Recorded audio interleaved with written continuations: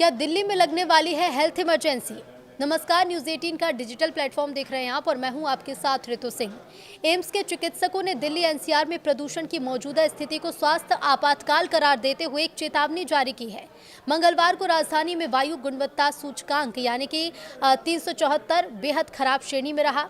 AIIMS के pulmonary medicine के विभाग अध्यक्ष डॉक्टर अनंत मोहन ने कहा है कि सांस के जिन पुराने मरीजों की बीमार स्थिति थी और जो बीमार स्थिर थे, वो बढ़ी हुई बीमारी के साथ अब अस्पताल पहुंच रहे हैं।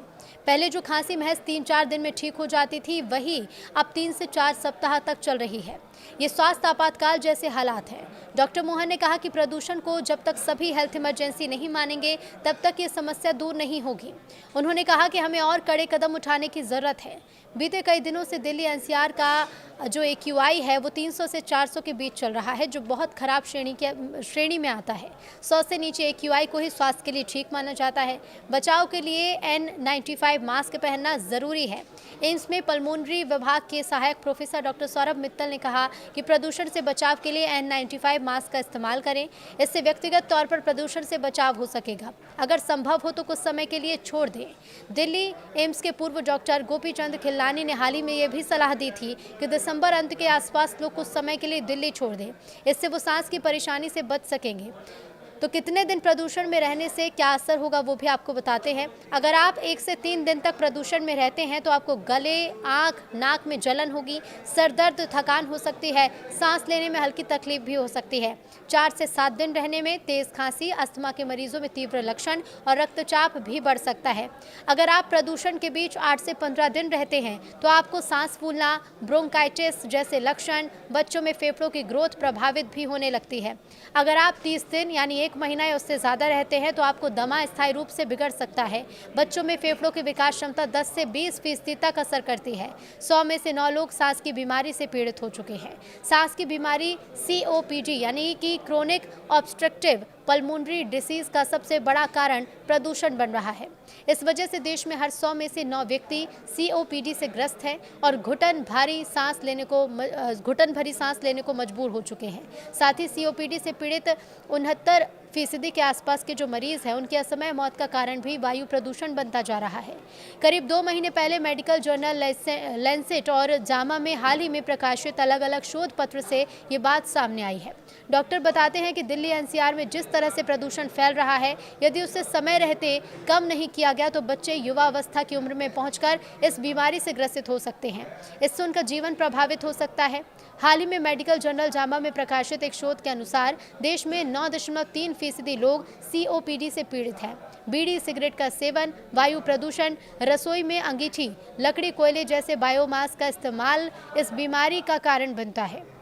डॉक्टर्स ये कहते हैं कि दिल्ली में इस बीमारी से पीड़ित मरीजों की संख्या राष्ट्रीय औसत से ज़्यादा हो सकती है। वहीं लैंसेट रेस्पिरेटरी मेडिसिन जर्नल में प्रकाशित एक रिपोर्ट के मुताबिक दुनिया में धूम्रपान COPD का सबसे बड़ा कारण बनता जा रहा है। 45% पुरुषों और 25% महिलाओं में ये COPD के लिए जोखिम भरा कारक माना जाता है। दुनिया में सबसे ज़्यादा 16.7% COPD के मामले अकेले भारत में हैं। वैश्विक स्तर पर COPD से 35% मौत धूम्रपान के कारण होती हैं, लेकिन भारत में COPD से होने वाली 69% मौत का कारण वायु प्रदूषण है, ना कि धूम्रपान। 30% मामलों में धूम्रपान कारण बनता है। महिलाएं अधिक पीड़ित हैं। पुरुषों के मुकाबले महिलाएं COPD से अधिक पीड़ित मानी जा रही हैं। इसका कारण रसोई में खाना बनाने के दौरान होने वाले धुएं का दुष्प्रभाव है। इस वजह से 13.1% महिलाओं को ये बीमारी है। प्रदूषण से स्थिति और ज़्यादा बिगड़ गई है। डॉक्टर्स ये बताते हैं कि 19 नवंबर को विश्व COPD दिवस है। उन्होंने कहा कि दिल्ली में पिछले 1 दशक से प्रदूषण की स्थिति बहुत खराब हो चुकी है। यहाँ लोग प्रदूषित हवा में ही सांस लेने को मजबूर हैं।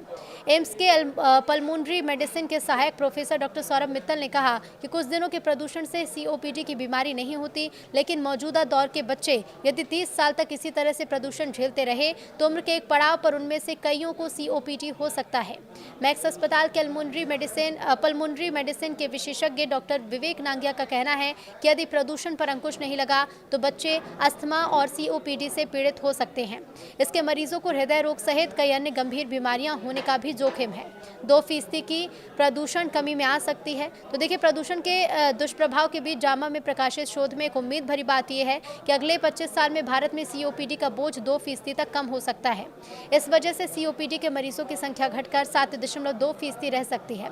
इसका कारण घरों की रसोई में बायोमास ईंधन का इस्तेमाल कम होना, एलपीजी, पीएनजी गैस का इस्तेमाल बढ़ना और वेंटिलेशन और औद्योगिक इकाई में प्रदूषण कम करने वाले अत्याधुनिक उपकरण का इस्तेमाल है। लेकिन जिस तरह से दिल्ली में वायु प्रदूषण बढ़ता जा रहा है, ये स्वास्थ्य के लिए काफ़ी खतरा साबित हो रहा है। इसे लेकर आपका क्या कहना है, हमें कमेंट करके ज़रूर बताइए।